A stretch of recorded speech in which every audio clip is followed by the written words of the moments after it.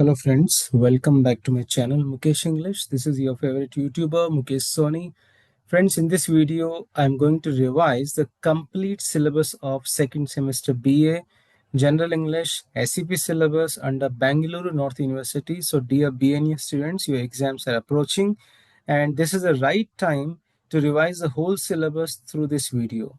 So what is the special thing about this video is here I'm going to tell you the complete syllabus revision where I'll summarize each and every chapter very briefly. Again, I'm telling you very briefly. I will not go in depth. For if you would like to study in depth, I will suggest you to read your textbook or watch my videos on the summary of each lesson.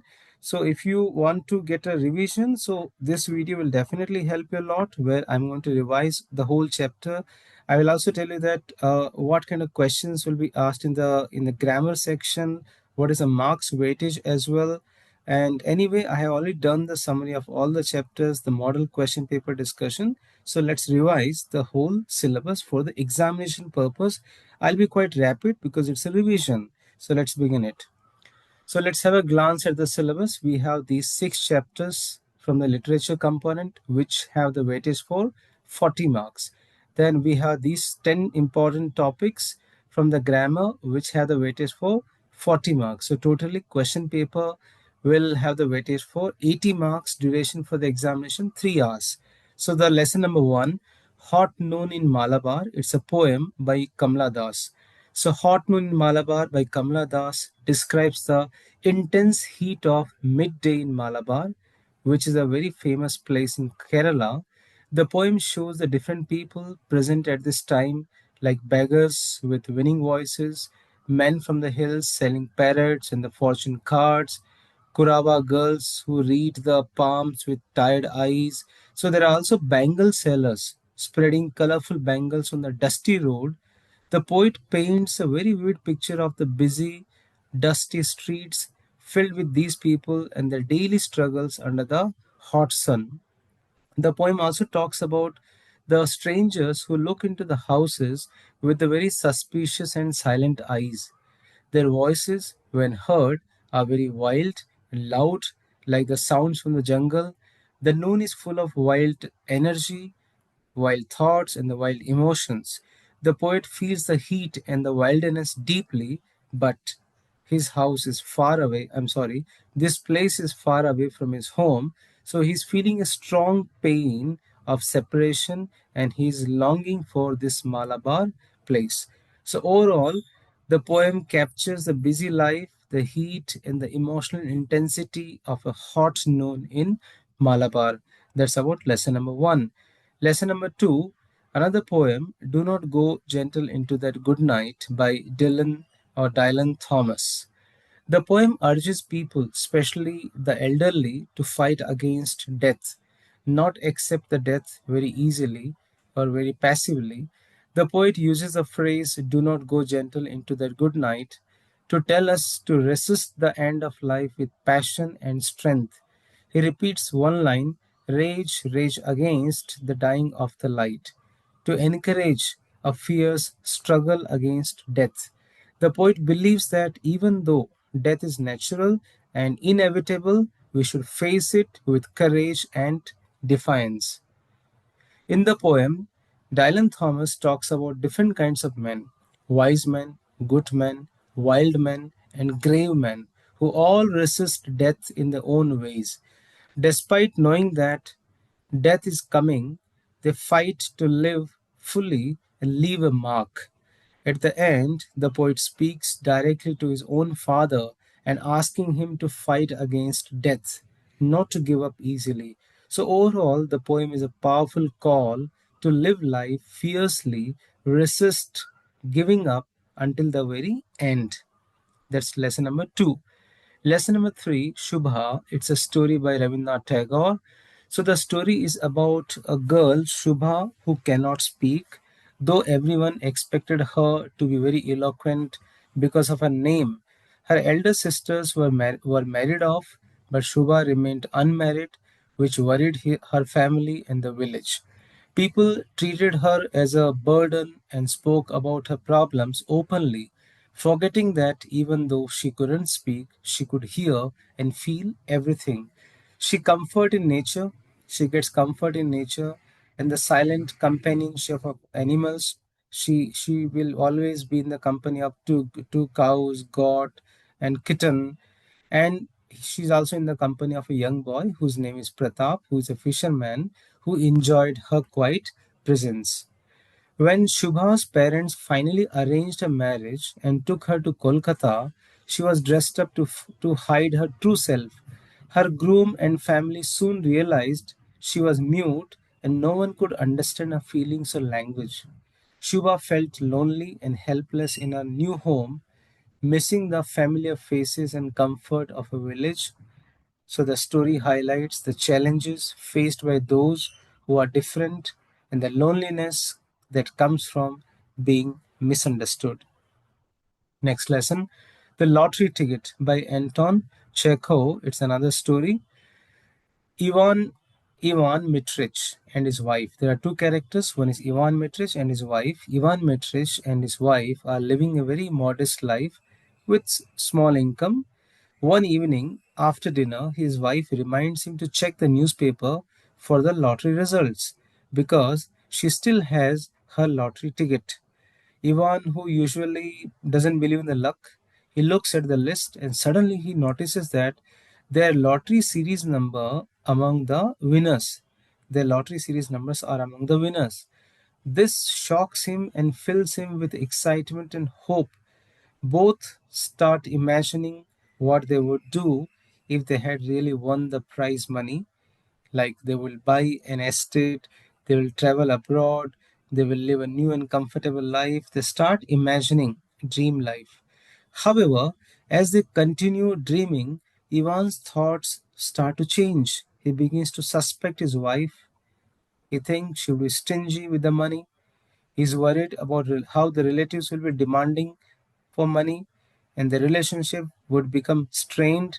He even looks at his wife with suspicion and jealousy. His wife feels the same way, and the couple silently resent each other's greed and selfishness. Finally, Ivan finds the real winning number is not the ticket's number, it's a different one. Then when Ivan saw that the number is not that, it is not 26, it is 46, their hopes and excitement vanish instantly, leaving them bitter, angry, disillusioned. The ordinary difficulties of the daily life seem heavier now.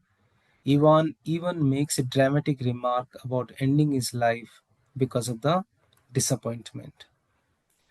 Fifth lesson, The Power of Prayer. It's an essay from A.P.J. Abdul Kalam's famous book, Wings of Fire, right? So, Dr. A.P.J. Abdul Kalam shares memories of his early life in a middle class Tamil family in Rameswaram, where spirituality and prayer were an important part of their daily life. Although he didn't understand the meaning of the prayers he had as a child, he trusted that they reached they reached God. His father taught him that prayer was not mysterious, but it was a way to connect the spirit with the universe, which transcends all divisions like caste, religion, or wealth. He recalls how his father's simple wisdom helped him to see that every person is a unique part of the divine creation, and the difficulties and sufferings are the opportunities to grow and reflect. According to Kalam's father, prayer gives strength to face life's challenges and help us understand the deeper meaning behind adversity. This spiritual foundation gave Kalam a sense of security and hope throughout his life. Kalam believes that all his achievements are blessings from God, working through the efforts of himself and the teachers and the colleagues who guided him. He encourages everyone to recognize the divine fire within themselves and to nurture it, spreading goodness and the positivity in the world. For Kalam, prayer is a source of strength, inspiration, and a reminder that no one is small or helpless in the vast cosmos. Last lesson of studies, it's an essay by the famous writer Francis Bacon. Francis Bacon in this essay explains that studies have three important purposes. One is delight, ornament, ability. They bring joy when pursued privately, enhance conversation and speech, and improve judgment and decision making in the practical matters. While too much study can lead to laziness or showiness, proper study is necessary to develop natural abilities and gain wisdom through both learning and experience. Bacon advises reading with a thoughtful and critical mind, not just to argue or accept everything blindly, but to carefully consider and understand. He compares different books to food. Some are to be sampled lightly, some some read but not deeply, and a few deserve full attention and careful study. He also suggests that reading, discussing ideas, and writing are the important skills that complement each other to make a well rounded person. Finally, Francis Bacon points out that different kinds of study help sharpen different mental abilities. Example, physical exercises help different parts of the body. Studying mathematics trains the mind to focus and reason precisely. Studying logics helps with the careful distinction and analysis. So in this manner, every mental weakness can be improved through the right kind of study. So these were the 6 lessons we have discussed here, a summary we have discussed here. More in detail you want to study, read the textbook or watch my video on the summary of each lessons. All the links are available in the description box. Now, we cannot learn grammar exactly in this video, but I'll just give you a kind of a blueprint that how the questions will appear, the 40 marks will appear, so that you can get 40 out of 40 very precisely. Let's see.